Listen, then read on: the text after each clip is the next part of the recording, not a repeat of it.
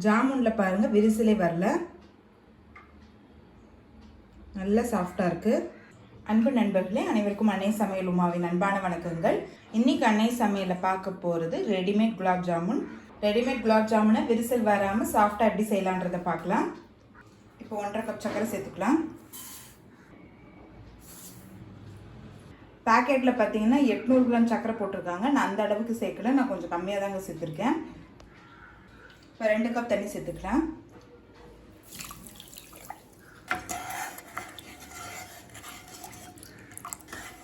இப்போ சர்க்கரை நல்லா கரைய வரைக்கும் வெயிட் பண்ணலாங்க. இப்போ கொஞ்சமாக ஏலக்காய் பொடி சேர்த்துக்கலாங்க. ஸ்ட்ரிங் கன்சிஸ்டன்சி வேணாங்க, பாகு ஓரளவு திக்காக இருந்தாலே போதும். இப்போ இது கொஞ்சம் நேரம் ஆறின பிறகு நல்லாவே திக்காகிடுங்க. இப்போ இதை எடுத்து தனியாக வச்சிடலாம். அடுத்தது குலாப் ஜாமுன் மிக்ஸ் போட்டுக்கலாம். நான் எம்டிஆர் எடுத்திருக்கேங்க. நீங்கள் விருப்பப்பட்டீங்கன்னா எந்த பிராண்ட் வேணால் யூஸ் பண்ணிக்கலாம். எம்டிஆர் யூஸ் பண்ணிங்கன்னா டேஸ்ட் ரொம்ப நல்லாயிருக்கும்.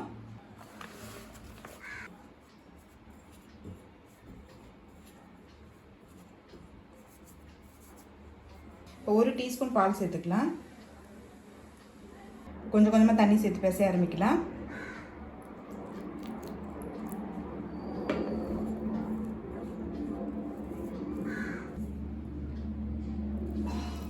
இது வரைக்கும் 1/4 கப் தண்ணி சேர்த்துருக்கேங்க. இன்னும் கொஞ்சம் தண்ணி சேர்த்துக்கலாம்.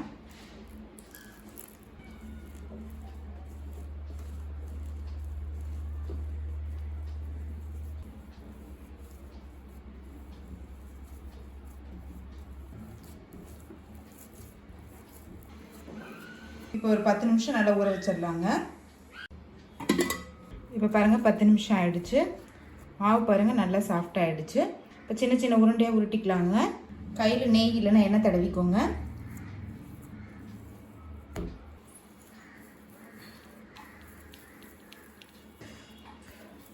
நல்லா இது மாதிரி உருட்டிக்கோங்க. பால் பார்த்திங்கன்னா இது மாதிரி நல்லா ஸ்மூத்தாக பிடிங்க. அப்போ தான் குலாப் ஜாமுன் நல்லா விரிசல் வராமல் இருக்கும். மாவை மூடி வச்சுருங்க, அப்போ தான் மாவு ட்ரை ஆகாமல் இருக்கும். உருண்டை வந்து இது மாதிரி விரிசல் வராமல் இருக்கணுங்க. விரிசல் இருந்ததுன்னா நம்ம பொரிக்கும் போது விரிசல் வந்துடும். அதனால் கையில் நல்லா வச்சு இப்படி சுற்றுங்க.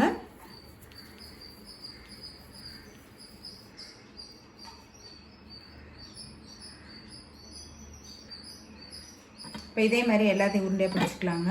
இப்போ பார்த்தீங்கன்னா பாதி உருட்டி வச்சாச்சு. இப்போ எண்ணெயில் போட்டு பொரிக்க ஆரம்பிச்சிடலாம். இப்போ இதில் 1 டேபிள் ஸ்பூன் நெய் சேர்த்துக்கலாம். நெய் நீங்கள் விருப்பப்பட்டால் சேர்த்துக்கலாங்க. நெய் சேர்க்கறதுனால ஜாமுன் டேஸ்ட் ரொம்ப நல்லா இருக்குங்க. ஸ்டவ்வை ஸ்லோலே வச்சுக்கோங்க. நான் கொஞ்சம் பெருசாகவே போடுறேன், நீங்கள் விருப்பப்பட்டீங்கன்னா கொஞ்சம் சின்னதாக கூட போட்டுக்கலாம்.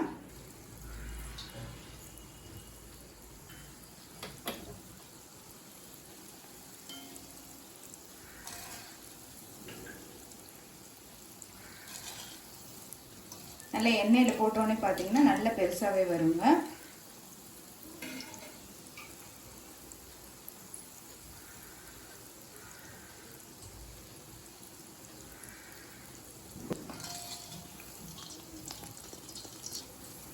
திருப்பி விட்டுக்கிட்டே இருங்க, அப்படி இல்லைன்னா ஒரு சைடு ஒரு கலராக இருக்கும். முதல்ல போட்ட ஜாமுன் கலர் பாருங்கள் நல்லா மாறிடுச்சு. இப்போ இதை எடுத்துடலாம். உடனே சக்கரை பாகில் போட வேணாம், இது ஒரு 2 நிமிஷம் நல்லா ஆறட்டும். இப்போ இது கொஞ்சம் நேரம் ஆறின பிறகு நம்ம சக்கரை பாகில் போட்டுக்கலாம். ஒவ்வொன்றா போட்டு பொரிக்க ஆரம்பிச்சிடலாம். ஸ்டவ்வை ஸ்லோலே வச்சுக்கோங்க.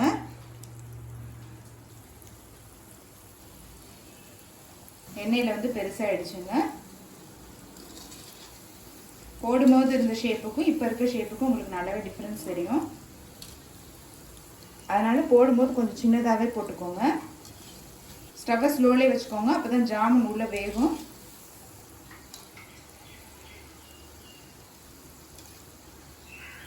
இப்போ பாருங்கள் நல்லாவே கலர் மாறிடுச்சு. இப்போ இதை எடுத்துடலாம். ஒரு 2 நிமிஷம் ஆறட்டும். இது சூடாக இருக்கும் போதே பாகில் போட்டிங்கன்னா உடஞ்சி போயிடும். இப்போ ஜாமுன் ரெடி ஆகிடுச்சுங்க. இப்போ ஆறிடுச்சுங்க. நம்ம சுகர் சிரப்பில் போட்டுக்கலாம். சுகர் சிரப் கொஞ்சம் சூடாக இருந்தால் நல்லாயிருக்குங்க, உடனே அப்சர்வ் பண்ணிவிடும்.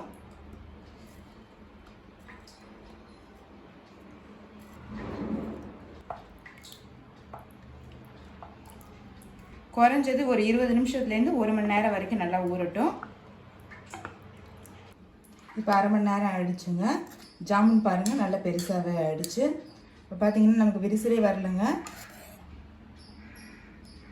இப்போ குலாப் ஜாமுன் ரெடி ஆகிடுச்சு. சர்வ் பண்ணிடலாம். இப்போ சுவையான குலாப் ஜாமுன் ரெடி ஆகிடுச்சு. ரெசிபியை ட்ரை பண்ணி பாருங்கள், கண்டிப்பாக உங்களுக்கே பிடிக்கும். ரெசிபி பிடிச்சிருந்ததுன்னா வீடியோவை லைக் பண்ணுங்கள், கமெண்ட் பண்ணுங்கள், ஷேர் பண்ணுங்கள். இது வரைக்கும் அன்னை சமையல் சேனலை சப்ஸ்கிரைப் பண்ணலைன்னா சப்ஸ்கிரைப் பண்ணுங்கள். தேங்க்யூ.